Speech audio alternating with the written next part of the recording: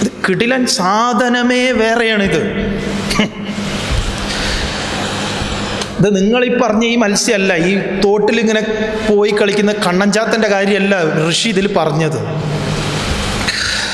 അതാണ് സ്വാമി പറയുന്നത്, ആധുനിക ശാസ്ത്രകാരനെ വെല്ലാൻ മതങ്ങൾ ഏതെങ്കിലും ചർച്ച ചെയ്യപ്പെടുന്നുവെങ്കിൽ ഈ ഋഷിയുടെ ഭാരതീയ ഋഷി അവതരിപ്പിച്ചിട്ടുള്ള ഈ ദർശനത്തിന് മാത്രമേ ആ ടേബിളിലൊരു സ്ഥാനം ഉണ്ടാവൂ. കാരണം സയൻസ് കണ്ടെത്തിയ എല്ലാ കണ്ടെത്തലുകളെയും അതിസുന്ദരമായി ഇതൊക്കെ വ്യാഖ്യാനിച്ച് അവിടേക്ക് എത്തിക്കേണ്ട അതുപോലെ അവർ പറഞ്ഞിരിക്കുന്നത്. ചാക്ഷുഷമന്വന്തരം എന്ന് പറഞ്ഞാൽ തന്നെ അതാണ്, ചക്ഷുസ്സും നേത്രവും മനസ്സുമാണ്. എയ്ഡ്സിൻ്റെ വൈറസിനെ കാണുന്ന സമയത്ത് ഭൗതിക ശാസ്ത്രകാരൻ കണ്ടത് ഇതാണ്, അക്വയർഡ് ഇമ്മ്യൂണിറ്റി ഡിഫിഷ്യൻസി സിൻഡ്രോം എന്ന് പറഞ്ഞ ഒരു വലിയ ജനസമൂഹത്തെ കാർന്ന് തിന്നാൻ പോകുന്ന ഒരു സാധനത്തിന് ഇവർ മൊട്ടുസൂചിയുടെ അഗ്രത്ത് പോലും ഇല്ല ഇവനെ വയ്ക്കാൻ. ഒരു മനുഷ്യവംശത്തെ ഇല്ലായ്മ ചെയ്യുന്നതിനെ കാണുന്ന ശാസ്ത്രലോകത്തിന് അത്ഭുതമാണ്. ക്യാൻസർ, ഇതുപോലുള്ള മാരകമായ രോഗാണുക്കൾ, ചാക്ഷുഷമന്വന്തരമാണത്. പിടികിട്ടുന്നുണ്ടോ നിങ്ങൾക്ക് എന്നറിയില്ല. സ്വാമി സഞ്ചരിക്കുന്ന വഴി അതാണ്. അപ്പം ചിലപ്പോൾ നിങ്ങൾ ഈ പൂജിക്കുന്ന സാമ്പ്രാണി പുകയ്ക്കുന്ന മത്സ്യത്തിന് അവിടെ വലിയ പ്രാധാന്യമൊന്നും ഉണ്ടാവില്ല. നമുക്കങ്ങനെ ഒരു വഴിയുണ്ട്, ആ വഴി നിങ്ങൾ അടയ്ക്കാൻ ശ്രമിക്കരുത്.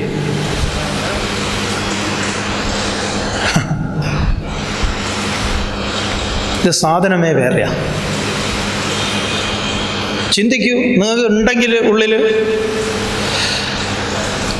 നമ്മളും കാണുന്നുണ്ടല്ലോ, നമ്മുടെ ചെറിയ കുട്ടി, നമ്മുടെ മകന് ജനിച്ച കുട്ടിയെ നമ്മൾ വലിയൊരു വ്യാപാര സ്ഥാപനത്തിൻ്റെ ഒക്കെ ഉടമയാണ് എങ്കിൽ ഇവനാണ് ഇനി എൻ്റെ ഈ സാമ്രാജ്യം കാത്തു സൂക്ഷിക്കുന്നത്, അവൻ ആ കസേരയിൽ അങ്ങനെ ഇരിക്കുന്നതും അവൻ ഇതിനെയൊക്കെ വീണ്ടും ശാഖകളെ വർദ്ധിപ്പിക്കുന്നതും ഒക്കെ നമ്മൾ ഈ ചെറിയ കുട്ടിയിൽ കാണുന്നില്ലേ? നമ്മുടേതായിട്ടുള്ള ബുദ്ധി ഉപയോഗിച്ചിട്ട് ഈ ചാക്ഷുഷ മന്വന്തരത്തെ നമ്മൾ അവതരിപ്പിക്കുന്നുണ്ട്. ഐൻസ്റ്റീനെ പോലെ സമാനന്മാരായിട്ടുള്ള മറ്റ് ശാസ്ത്രകാരന്മാർ ഇതാണ്. അതുകൊണ്ടാണ് എന്താണ് നമ്മുടെ ഹിരോഷിമയിലും നാഗസാക്കിയിലും ഈ ബോംബിട്ട സമയത്ത് ഓപ്പൺഹൈമർ അതിനെ ദൃക്സാക്ഷിയായിരുന്നു. ഓപ്പൺഹൈമർ എന്ന വിശ്രുത ശാസ്ത്രകാരൻ, അദ്ദേഹം അതിനെ അനുസ്മരിച്ചത് ഗീതാശ്ലോകം ചൊല്ലിയിട്ടാണ്. ദിവി സൂര്യ സഹസ്രസ്യ എന്ന ശ്ലോകം, 1000 സൂര്യന്മാർ ഒരുമിച്ചുദിച്ച പോലെ എന്ന്. അപ്പോൾ 1000 സൂര്യന്മാർ ഒരുമിച്ചുദിച്ച പോലെ ഈ ഭൂമിയിൽ ഒരു വിസ്മയം തീർത്ത, ആറ്റത്തെ വിഘടിപ്പിച്ചാൽ ഇത്തരത്തിലൊരു വിസ്മയം തീർക്കാമെന്ന് കണ്ടെത്തിയ ശാസ്ത്രകാരൻ്റെ കണ്ടെത്തുന്ന ആ നേത്രവും ആ മനസ്സിൻ്റെയും ഒരു വേഴ്ചയുണ്ട്. അതിനെയാണ് ഭാരതീയ ഋഷി ഇവിടെ ഈ സാധനമായിട്ട് പറഞ്ഞത്.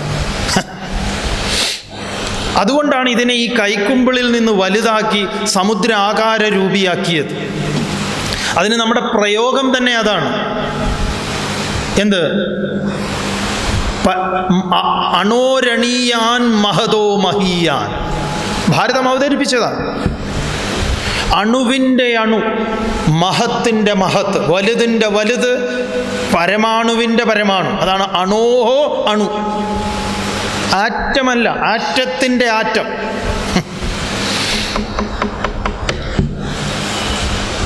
ഭാഗവതത്തിൻ്റെ ഒരു വഴിയുണ്ട്, അതിഗംഭീരമാണ്. കാരണം എല്ലാ സയൻസും അതിൽ നമ്മളെ പഠിപ്പിച്ചത് ഈ കഥാരൂപത്തിലാണ്. എന്തുകൊണ്ടാണ് ഐൻസ്റ്റീൻ്റെ തിയറി, നമുക്ക് ഐൻസ്റ്റീൻ തിയറി പഠിപ്പിക്കാൻ ഏറ്റവും നല്ല സാധനമാണിത്, ഈ മത്സ്യാവതാരം. സയൻസിലെ എല്ലാ തിയറികളും സ്വാമി ഇപ്പോൾ ആ വഴിയിൽ ഇങ്ങനെ കുറേ സംഗതികൾ ശരിയാക്കിക്കൊണ്ടിരിക്കുന്നുണ്ട്. തല്ലിക്കൊല്ലാതെ ജീവനോടെ ഇവിടെ ഉണ്ടെങ്കിൽ നിങ്ങൾക്ക് നമ്മൾ അതൊക്കെ അവതരിപ്പിക്കും. അല്ല ഹിന്ദുധർമ്മത്തിന് ഹിന്ദു വിരുദ്ധ സന്യാസിയാണ് എന്ന് നിങ്ങൾക്ക് തോന്നുന്നുണ്ടെങ്കിൽ ചർച്ചയ്ക്ക് നമ്മൾ റെഡിയാണ്. സയൻസ് പഠിച്ചവർ പറയൂ, നമ്മളും അത്ര വലിയ പഠിച്ച ആളല്ല, എന്നാലും സാമാന്യം മനസ്സിലാക്കിയിട്ടുണ്ട്. ഇത് നമുക്ക് ഈ പ്രപഞ്ചത്തെ നമ്മൾ കാണേണ്ടത് ഇങ്ങനെയാണ്. ടിഷ്യൂ കൾച്ചറിങ് എന്ന് പറഞ്ഞാൽ എന്താ? ഇപ്പം ജനറ്റിക്കിൽ എന്താ പറയുന്നത്? നമ്മുടെ ഒരു രോമം ഇങ്ങനെ എടുത്തു കഴിഞ്ഞാൽ ആ രോമത്തിൻ്റെ അഗ്രത്തിരിക്കുന്ന സാധനം ധാരാളം ഒരു സന്ദീപാനന്ദഗിരിയെ ഉണ്ടാക്കാൻ, ഒന്നിനെയല്ല ഒരു 100 സൃഷ്ടിക്കാം. അപ്പം 100 സന്ദീപാനന്ദഗിരിയെ സൃഷ്ടിക്കാൻ ഗീത ഇതുപോലെ പറയണമെന്നില്ല, രൂപമൊക്കെ ഇങ്ങനെ ഉണ്ടാവും. ഡോളിയെ സൃഷ്ടിച്ച് ശാസ്ത്രം വിജയിച്ചതാണ്. ഒരു രോമത്തിൻ്റെ അഗ്രത്തുള്ള മാംസം ധാരാളമാണ് 1000 പേരെ സൃഷ്ടിച്ചെടുക്കാൻ.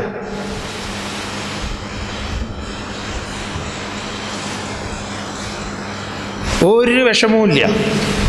അപ്പോൾ ഒരു രോമത്തിൻ്റെ അഗ്രത്ത് ഇത്രയും ആളുകൾ ഒളിഞ്ഞിരിപ്പുണ്ട് എന്ന് കാണുന്ന ഒരു കാഴ്ചയുണ്ട്. ടിഷ്യൂ കൾച്ചറിങ് എന്ന് പറയുന്നതും അതാണ്. സ്വാമി ഇതൊക്കെ നേരിട്ട് കണ്ട് പഠിക്കാൻ ഭാഗ്യമുണ്ടായിട്ടുണ്ട്. ചിന്മയ മിഷനിൽ ഇരിക്കുമ്പോൾ ഒരു 10 ദിവസം നമ്മൾ ബാർക്കിലുണ്ടായിരുന്നു. ബാർക്ക് എന്ന് പറഞ്ഞാൽ ബാബ ആറ്റമിക് റിസർച്ച് സെൻറ്റർ. ഒരു ജ്ഞാനയജ്ഞത്തിന് വേണ്ടി പോയതാണ്. അപ്പോൾ അവിടെ ഒരു സീനിയർ സയൻറ്റിസ്റ്റിൻ്റെ വീട്ടിലാണ്, അവിടെ ബാർക്കിൻ്റെ ക്യാമ്പസിനകത്താണ് താമസിക്കാൻ ഭാഗ്യമുണ്ടായത്. അപ്പോൾ ബാർക്ക് സന്ദർശിക്കാൻ ഭാഗ്യമുണ്ടായി. അന്ന് എത്രയോ വർഷങ്ങൾക്ക് മുമ്പാണ്, 97 എന്തോ ആണ്. അന്ന് മെഡിസിൻ വാഴപ്പഴം മെഡിസിനാക്കി കൺവേർട്ട് ചെയ്തുകൊണ്ടിരിക്കുക.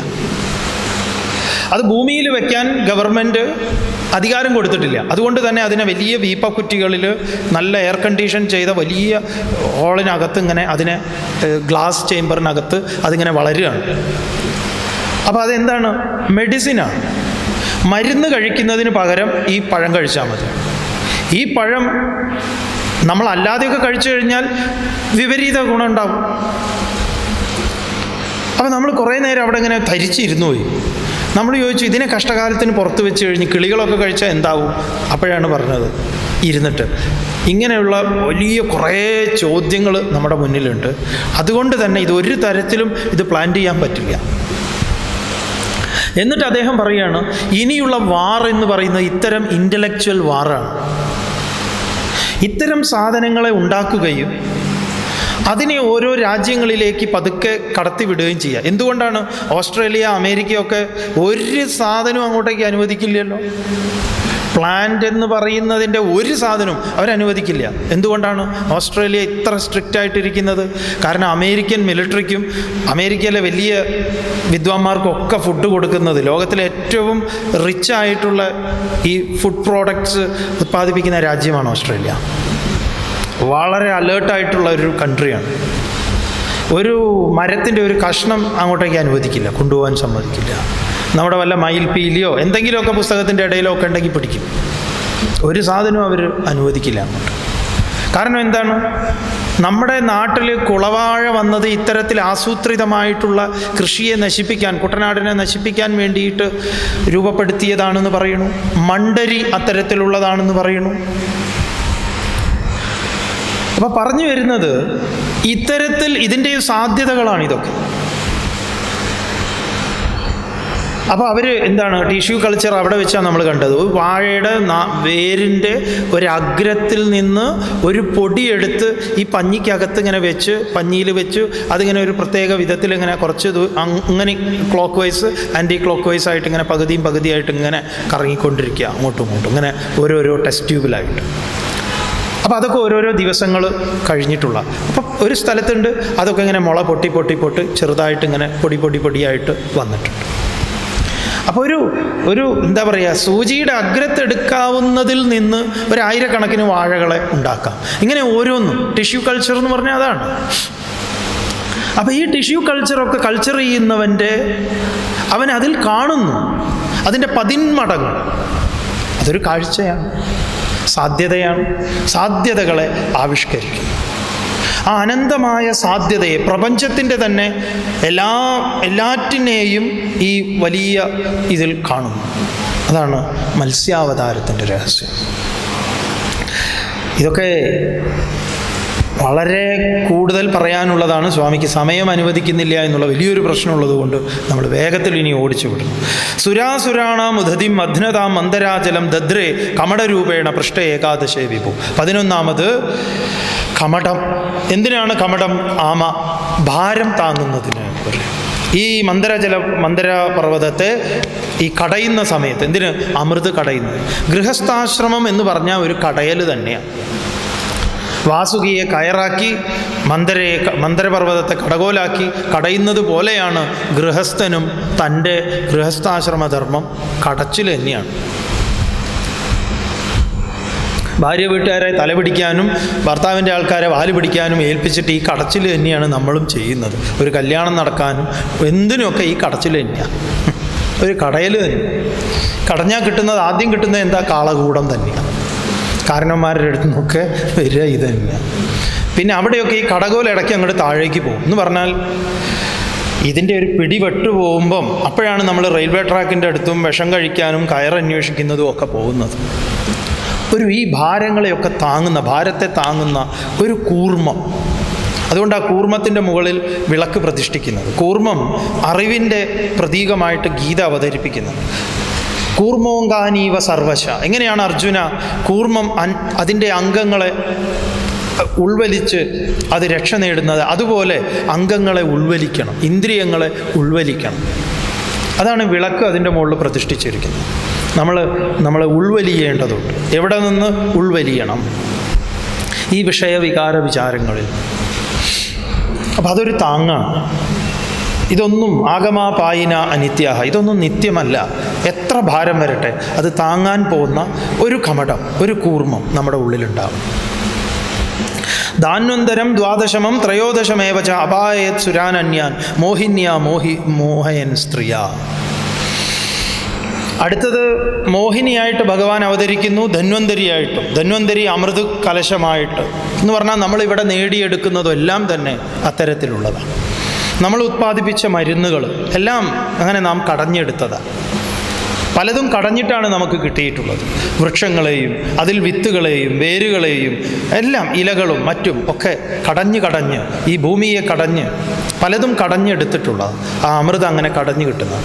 ആ കിട്ടിയ അമൃതിനെ നമ്മുടെ ശരീരം, ആരോഗ്യം, സൗന്ദര്യം, യശസ്, കീർത്തി, സന്തതികൾ എന്തൊക്കെയുണ്ടോ അതെല്ലാം തന്നെ നമുക്ക് കിട്ടിയതാണ്. അതിനെ സൂക്ഷിക്കുന്നതിനാണ് മോഹിനി എന്ന് പറയുക. അത് ആരിൽ നിന്ന്? അസുരന്മാരിൽ. അസുരന്മാർ എന്ന് പറഞ്ഞാൽ അസുപ്രാണേഷു ഇന്ദ്രിയേഷു രമന്തേ ഇതി അസുരാഹ. ഇന്ദ്രിയങ്ങൾ, ഇന്ദ്രിയ വിഷയങ്ങൾക്ക് അടിപ്പെട്ട് നമ്മളെല്ലാം നശിപ്പിക്കുന്നു. എത്രയോ പേര് കണ്ടിട്ടില്ലേ ബിവറേജ് കോർപ്പറേഷൻ്റെ മുന്നിൽ കൊണ്ടുപോയിട്ട് എല്ലാം കൊടുത്ത് തീർക്കുന്നത്?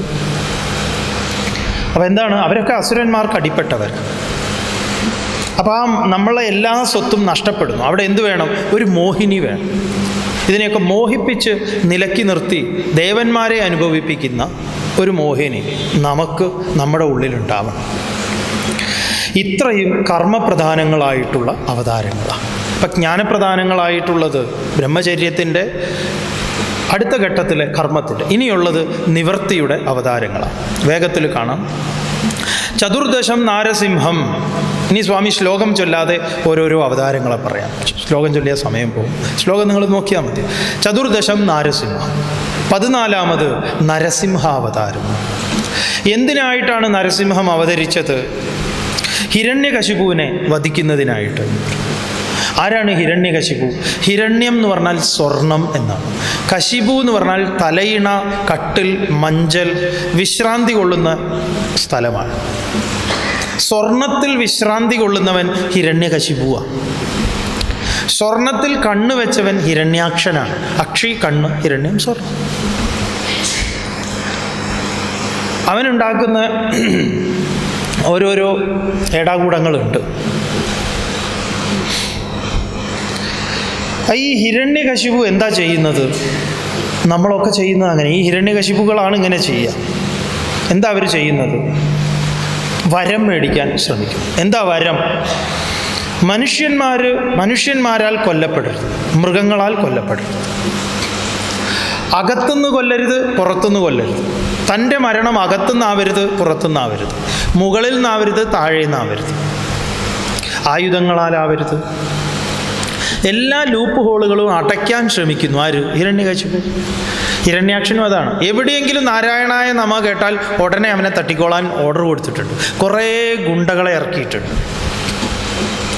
എല്ലായിടത്തും ഹിരണ്യായ നമ, മൂപ്പരുടെ പേരിലുള്ള നാമാവലിയെ കേൾക്കാൻ പാടും. വേറെ ഏത് നാമാവലി കേട്ട് കഴിഞ്ഞാൽ അപ്പം തട്ടാനാണ് ഓർഡർ. അങ്ങനെ ഒരുപാട് വരമൊക്കെ മേടിച്ച ആളായിരുന്നു ഹിരണ്യകശിപു. നമ്മളും ഇങ്ങനെയാണ്. മൃത്യുവിൻ്റെ പഴുതുകൾ അടയ്ക്കാൻ ശ്രമിക്കും. ധനം വന്നു കഴിഞ്ഞാൽ പിന്നെ നമ്മൾ അമേരിക്കയിലേക്ക് ചികിത്സയ്ക്ക് പോവും, അവിടെ പോവും, ഇവിടെ പോവും. ഇങ്ങനെ പല വിധത്തിൽ നമ്മൾ നമ്മുടെ ദൈർഘ്യത്തെ, ആയുസ്സിനെ നീട്ടാൻ വേണ്ടി, നമ്മുടെ വേണ്ടപ്പെട്ടവരുടെ ആയുസ്സിനെ നീട്ടാൻ വേണ്ടി നമ്മൾ ഒരുപാട് വൃഥാവിലായിട്ടുള്ള തപസ് ചെയ്യും. അത് മുഴുവൻ, ആ പഴുതുകളെ മുഴുവൻ അടച്ചുകൊണ്ട് പ്രപഞ്ച നിയാമകനായിട്ടുള്ള ആ ശക്തി ഇടപെടും. നമ്മൾ എന്തൊക്കെ സ്വാധീനം എവിടെയൊക്കെ ഉപയോഗിച്ചാൽ, അതാണ് ഹിരണ്യകശിപുവിൻ്റെ അവതാരം പറയുന്നത്. അകത്തും പുറത്തുമല്ലാത്തൊരു ഉമ്മറപ്പടി ഉണ്ട്, മുകളിലും താഴെയുമല്ലാത്ത ഒരു മടിത്തട്ടുണ്ട്. അതുപോലെ മൃഗവും മനുഷ്യനുമല്ലാത്തൊരു നരസിംഹം, രാത്രിയും പകലുമല്ലാത്ത ഒരു സന്ധ്യ, ആയുധമല്ലാത്ത നഖം എന്ന് പറഞ്ഞാൽ ഒരു പഴുതുകളാണ്. നമ്മൾ എന്തൊക്കെ പഴുതുകൾ തീർക്കാൻ ശ്രമിച്ചു കഴിഞ്ഞാലും, എന്തിന് ബാത്റൂമിലൊരു സോപ്പ് കുമിള മതി നമ്മുടെ ജീവനെ അപഹരിക്കാൻ.